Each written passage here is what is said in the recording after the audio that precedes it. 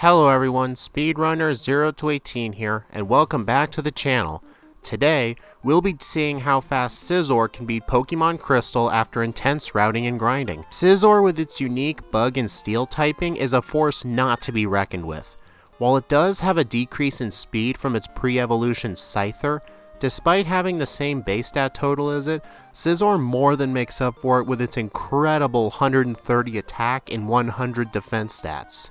But don't let Scizor's one weakness to fire moves scare you off. With moves like Agility, Metal Claw, and Double Team in its arsenal, which is allowed since Double Team can only be used if it learns it by a level up.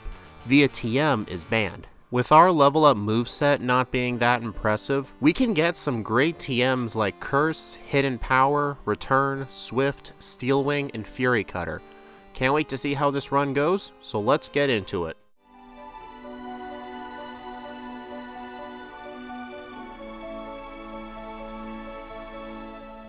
The time starts upon loading the new game file with my DVs set in place ahead of time with GameHook. This is actually the first game you can actually play as the girl character, so you know which one I'm going to do. I'm going to set the time to 5 PM on Sunday, so on Route 29 I can get a Sentret for Cut and Surf later, and then later in the game when it turns to nighttime I can get some nighttime exclusive stuff. Also, I just found out when you set the time, increasing the game speed does not make the time go by faster. So even on 3 times speed, 1 hour from now will be 6 o'clock. Anyway, I get my Scizor, name it Speed, and go through Route 29 and Route 30 to Mr. Pokemon's house. I get to him, talk to Oak and Pokemon, go back to Cherry Grove City, and battle the Passerby Boy. No need for the intro since I don't know who he is yet. He has a Cyndaquil, which even though is a fire type, it doesn't have any fire moves yet, so quick attack will do just fine. I gave the cop the rival's name, which is A obviously, and now I can start my journey. I catch a Sentret in the grass on Route 29, which do not spawn at nighttime, and also this will be a custom rule for Crystal, as well as sorta the Gen 4 and Gen 5 games. I cannot change my time during the run, so I won't be able to change the day of the week to get exclusive items or something like that, unless I have that day preset. Anyway, on Route 30, I fight only the mandatory trainers, tell my mom not to save my money, get the Bitterberry, which is the person berry of this game, and then I enter Violet City. I skip the Bellsprout Tower and just enter the gym. This means I miss out on the extra training as well as the HM for Flash. I won't need it since I have the layout for Mount Silver and Rock Tunnel pretty much memorized from when I used to speedrun the game, so I'll be fine. Anyway, it is time to face Falkner. He has a level 7 Pidgey to start with, which is just awful, especially since it uses Mud Slap turn 1 lowering my accuracy. On the Pidgeotto, it decides to spam Gust instead, so I get a very easy Zypher badge, along with a 12.5% boost to my attack, and a 12.5% boost to all flying moves. Gen 2, all the badges give their respective type boost, which is just super OP. I get the egg from Elm's assistant, get the Paralysis Cure Berry, which will be helpful for later if I need it, and then I go through Route 31 and get to Union Cave. I need to be level 12 before entering the cave so I can learn the move Pursuit, to deal special damage to the Geodudes in the cave, since there is no way I'm going to be able to avoid some of the spinners in here. They are just so erratic. Before I leave, I get the TM for Swift in the bottom floor, teach it over Focus Energy while, even though it's not bugged like in Gen 1, it's still a useless move. And then I get to Azalea Town. Before I battle the gym leader, I get to chase Team Rocket out of the Slowpoke well, and once that's done, Kurt heals my Pokemon for me, and I enter the gym to take on Bugsy. Man, what is it with gym leaders in Johto having bad leads? At least in the remakes he starts with his Scizor. That game's coming soon, by the way. Anyway, with Swift being a 60 base power move, it makes great work on all of his Pokemon. I ignored teaching False Swipe since unlike the anime you can't finish it off with False Swipe, and I get the Hive badge. But we're not out of the woods yet. I equip the Paralysis Cure Berry, heal to full, and take on Rival 2. He starts off with Ghastly, but luckily we have Pursuit, so no need to struggle here. Literally. Next is Quilava. I use a Swift on it to deal half damage, and I did not expect Ember to deal that much damage, and I lived in low yellow health. But it luckily doesn't matter, as the next Swift takes it and the Zubat out for the win. I get the HM for Cut from the Charcoal guy after giving him back his Farfetch'd, teach Cut to Sentret, and while in the Ilex Forest, I get the Antidote even though I'm a Steel type, and Ether, the TM for Headbutt, which is 10 power stronger than Swift with a chance to flinch, as well as another Ether. With those items obtained, I get out of the forest, go through Route 34, while battling another trainer by mistake, and I enter Goldenrod City. There are a lot of errands to do here before I can face Whitney. I buy a Pokédoll for the red Gyarados later, which I'm allowed to do in the runs so I don't have to defeat a strong Gyarados, especially if I'm using a weak fire type or something. I get the bike, mostly just to experiment to see if it was worth getting on 3 times speed, and to be honest, it really wasn't, so I won't be getting the bike ever again. I also get the free Spearow and named Kenya for Fly. After regretting my choices in life, I go in the underground, defeat 2 trainers, get the coin case, and with the coin case, I buy 100 coins for an Abra, who will serve as my teleport user, and unlike Pokemon Platinum, this move will actually help speed up transportation. We're not done yet though. I go to Route 34, defeat some spinners since I have to pass these guys like 3 or 4 times, so I may as well get the free experience. I go through the national park, enter Route 35, talk to the flower girl so she can teleport back to Goldenrod, and then I teleport back. With all those chores done, it is now time for Whitney. Her Clefairy isn't difficult, but it can be a troll with Metronome sometimes. This time it doesn't go for it and just uses Double Slap. Now for Miltank. It is a 4-hit with Headbutt. It doesn't use Milk Drink since it's trapped in Rollout, and I live in red health thanks to my Steel typing making Scizor neutral to Rock instead of weak to it. After I defeat Whitney, I go up to the Pseudo-Widow tree to use the Squirt Bottle. I can use the Squirt Bottle to get the Pseudo-Widow to run away, and I enter Ecruteak City. Like Goldenrod, I have to do some errands, but not as many. First things first, I heal at the center to set a warp point, defeat the Kimono girls in the theater to get the HM for Surf, go through Mount Mortar just to get to Mahogany Town, and once I get here, I realized I forgot to deposit the Togepi egg, and then I go through Route 43, go through the grass maze at the Lake of Rage, and once I get to the end, I can get a hidden rare candy as well as the TM for Hidden Power. Hidden Power is very, very good in Gen 2, so if we need it, we'll do this before taking on Morty. This move is going to be helpful for Morty as well as other trainers like Jasmine and any other Steel, Poison, Fire, or Electric users, since we went with Hidden Power Ground, which is honestly the best Hidden Power if you have better attack than special attack. I teleport back to Ecruteak, and then I go through Route 38 and 39 to get the Mint Berry. I want to equip this just in case Morty's Ghastly uses Hypnosis to put me asleep. This is also just a safety strat for anyone else who can put me to sleep.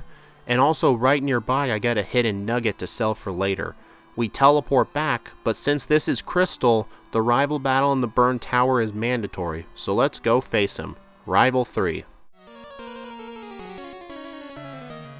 He starts off with Haunter, which is a 1-hit with Hidden Power, as well as the Quilava and Magnemite. The Zubat's immune to Hidden Power, so I just use Headbutt to deal with it. I fall through the ground, trigger the Johto Beast to roam the region, and with all that stuff done, I can finally face Morty, the Ghost-type gym leader. All of his Pokemon are part poison as well, so if I'm using Hidden Power Ground, like Scizor is, and when you combine that with Scizor's near triple-digit attack stat, this fight was just so easy. The only thing holding Scizor back was its low speed compared to Gengar's. With the ability to use Surf under our belts, I go through routes 38 and 39 to Olivine City, where I get the HM for Strength, the Good Rod, buy some Super Repels and healing items, and then I use the Good Rod for a 50% chance at a Krabby, which can learn Surf, Strength, and Whirlpool, which will help with getting around. It can't learn Waterfall, but we'll be getting someone else for that later. With Krabby obtained, I scale the lighthouse, find Jasmine up there, and the Ampharos is sick and needs medicine. So I drop down to the bottom floor, not before getting the rare candy along the way, and then I surf across the vast ocean to Cianwood City. We get the secret potion here to help with Amphi, but before we go back, let's try and take on Chuck. He starts off with Primeape, so I take it down with 2 Metal Claws, and since water resists the Steel type, I use Headbutt, but it puts me to sleep with Hypnosis and lands a Dynamic Punch to confuse me. And while it misses a lot more of them, since it's only 50% accurate, I hit myself too many times in confusion, so that is my first reset. On the next attempt, I get a flinch on the first turn, but then Scizor hits itself in confusion, and Poliwrath lands 2 Dynamic Punches to take me out.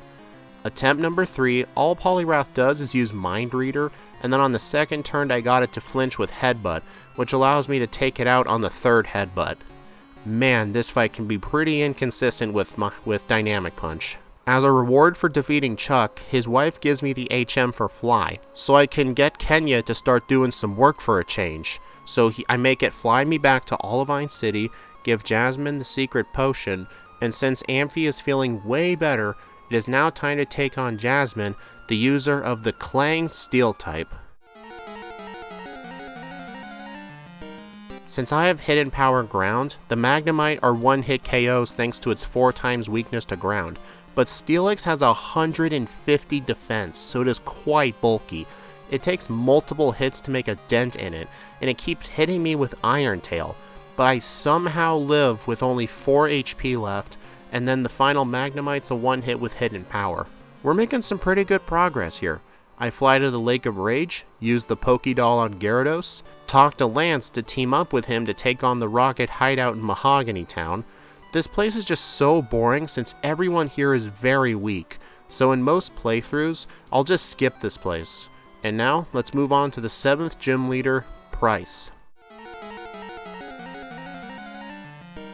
Many YouTubers who do Pokemon Crystal runs, like Steve M Plays, Scott's Thoughts, Hidden Gym, and Andrew Davis, just to name a few, say Price is super easy compared to everyone else in Johto. And they're alright. With a Seal, Dewgong, and a Piloswine, literally at lower levels than Jasmine, despite Jasmine being the 6th gym leader and Price being the 7th. Like, there's nothing hard about this gym, and then Price went down. You know what else is boring?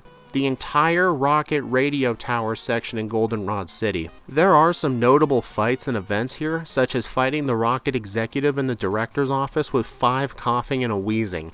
But like I said, Hidden Power Ground trivializes the whole fight. If I didn't have it, those coughing are quite weak anyway, but they can poison you or deal huge damage with self-destruct. There is also the rival battle in the basement floor. What is weird is that out of the rivals' 3 teams depending on the starter, the Cyndaquil team is the only one where the starter is not fully evolved, while the Chikorita and Totodile teams are. I don't know why they just didn't give them a Typhlosion, since there are a lot of trainers in this game with Pokemon that are leveled up before they can even be evolved. But, oh well, it doesn't really matter. This team is still pretty easy, and especially compared to the other games like Red, Yellow, and Leaf Green. Man, in those games, the rival is difficult.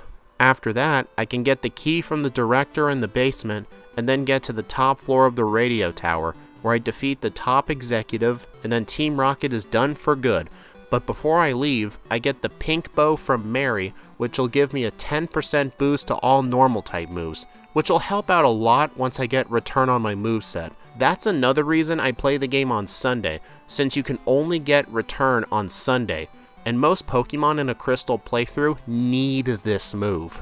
I also get the radio card, which will allow us to use the Pokeflute later in Kanto, and then I go back to the department store, buy some escape ropes, and today's Vitamin of the Day is Carbos. Scizor will have access to Swords Dance later, but with our bad speed, we need all the speed stat experience we can get. Although I had so much money that I bought more Carbos than I can even use. Oops. Anyway, I fly to Mahogany Town, go through Route 42, skip all the trainers, and enter the Ice Path.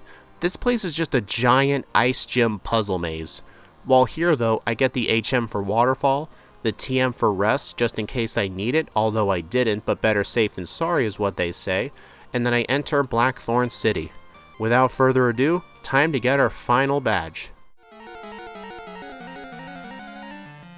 Claire, the dragon user, has just 3 Dragonairs and a Kingdra.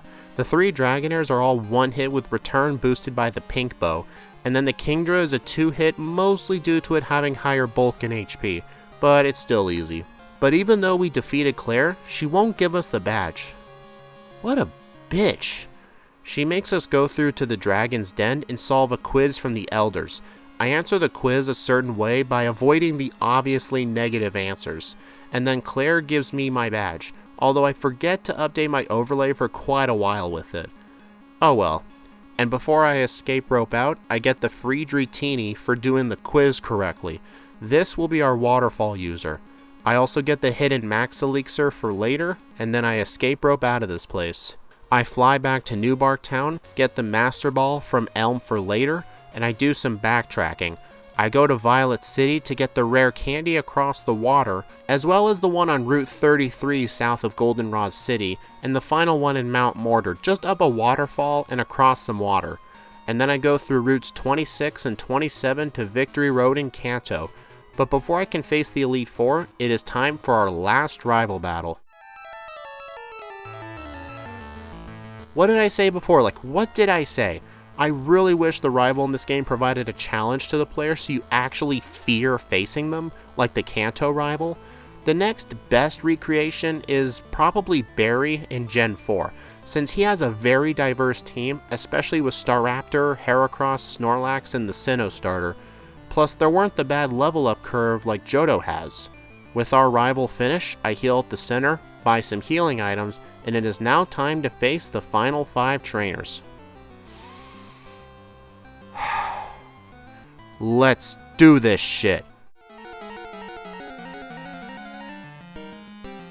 First up is Psychic member Will.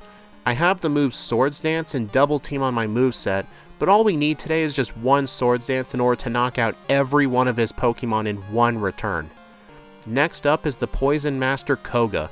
Although he has some non-poison Pokemon like Forretress, he is basically a Troll Master. I set up some double teams and 3 Swords Dances on Gyarados while it sets up its own double teams, which may have been a bit overkill, but it doesn't matter, I still get the win. The third Elite Four member is Bruno. He is harder in this game compared to Red and Yellow, but for Scizor, this fight is still easy. Even the Onyx with super high defense, as it still went down with 1 hidden power.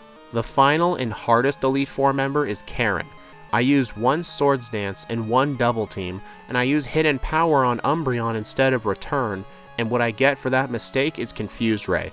Fortunately, it wears off before Houndoom comes out, which could have caused some devastating damage with Flamethrower, but with some luck and the power of friendship on my side, it is now time to move on to the champion, Lance.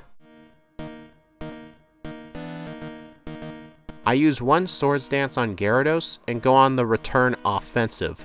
I was supposed to use 2 Swords Dances, and I realized this when the Dragonite with Fire Blast survived and takes me out with it, so there's my first reset in the league. On attempt number 2 though, I used 2 Swords Dances, with my attack now being 3 times higher than it was before. I am able to one-hit Gyarados, Charizard, and all 3 of his Dragonites in 1 hit. Aerodactyl is last though, and it outspeeds me and uses an illegal Rock Slide, which it can't even learn until Gen 3. But even with a Game Shark on Lance's side, or I guess Game Hook in my side, Scizor defeats the champion with a time of 1 hour, 24 minutes, and 53 seconds, and a time at the Hall of Fame of 4 hours and 3 minutes. But we don't actually see the actual screen, as I reset the game as soon as the save is finished.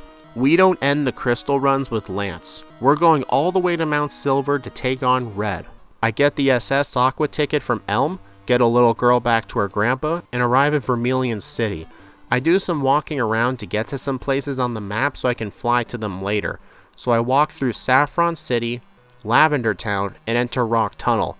I was going to go through it backwards so I can enter the Route 10 center, set it as a warp point to the power plant so I can speed up the end game, which would have happened if it hadn't been over a year since I speedran Gen 2 games, and I forgot the layout. I'll be sure to study this for the next Crystal video. But once I'm through, I set the Route 10 warp point talk to the manager at the power plant, and then fly to Saffron City. I enter Celadon City and take on my first Kanto leader, Erica. She has 4 Pokemon on her team, but to be honest, all the Kanto gym leaders except for Blue are going to be easy. But I want to give you guys extra content, so here you go. I just sweep Erica with my overleveled Pokemon, just like every playthrough. But the fight doesn't end here. Let's fight Sabrina. Sabrina was kind of downgraded from her red and blue team. She only has 3 Pokemon in Espeon, Mr. Mime, and Alakazam. Where's her Psychic Flying type Venomoth? Oh well, even if it was here, it may have stood a chance against the power of friendship, but I guess we'll never know. Next in the itinerary is Cerulean City, and I enter the gym, but instead of Misty, I found a grunt in the hidden machine part. But before I can battle Misty, I have to take on the entire Route 25 gauntlet and get Misty and her lover apart so I can take her on in battle. Her team can be very difficult if she was a higher level, but since she is not, I just use a single Swords Dance and take out everything in one hit.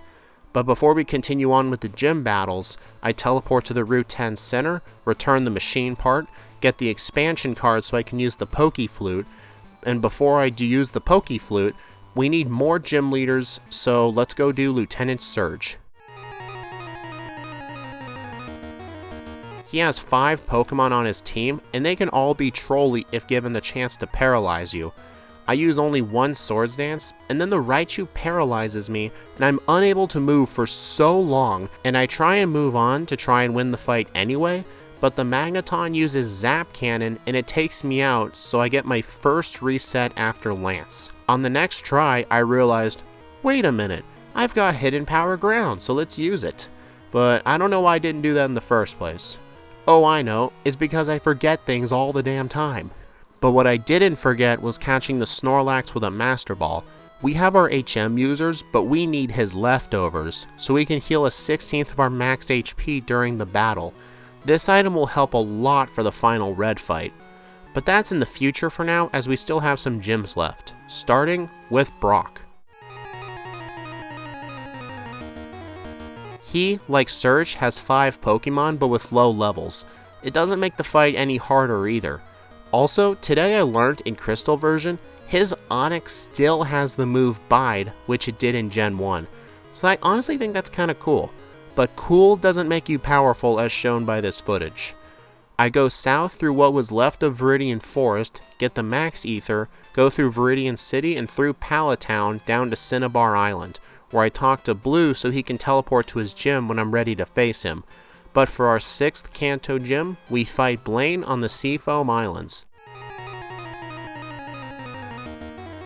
Is Blaine just trying to be the worst gym leader in Kanto like in Gen 1?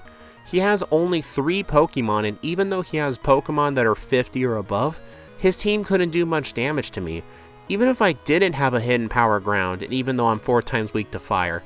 But you know what, I just realized something. Never mind, Blaine. There is a universally agreed worst gym leader in Crystal, and that is Koga's replacement in Fuchsia City, his daughter, Janine.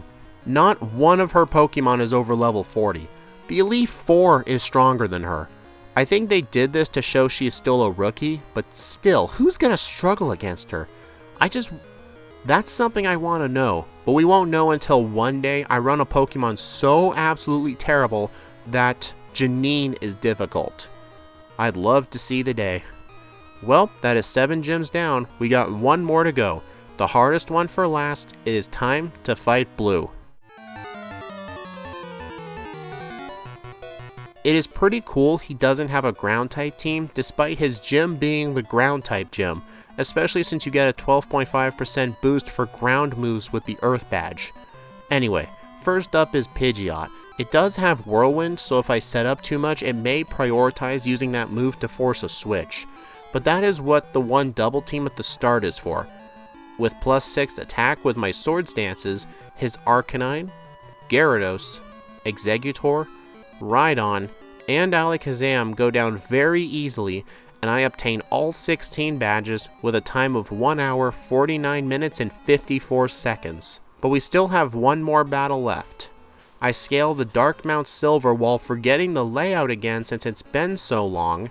I get to the top, use all of my rare candies to get to the minimum required level of 70, and I take on the Pokemon Master, Red. He starts off with his level 81 Pikachu, which is just nuts. But look at its stats, besides HP and speed, quite terrible. I used one Swords Dance and then it get cancelled out with Charm, so I decide to use my double teams while Pikachu just misses Thunder after Thunder, and then once I'm fully set up with Swords Dance, Pikachu lands a Thunder through my double teams and paralyzes me, so that's just great. I then take out the Venusaur luckily and then move on to Charizard, but unfortunately it lands a Flamethrower for the one hit. Man, that attempt went wrong in so many ways, didn't it? On attempt number 2, I don't get paralyzed on Pikachu, and I decide to set up on Venusaur instead, since Scizor double resists Giga Drain and Solar Beam.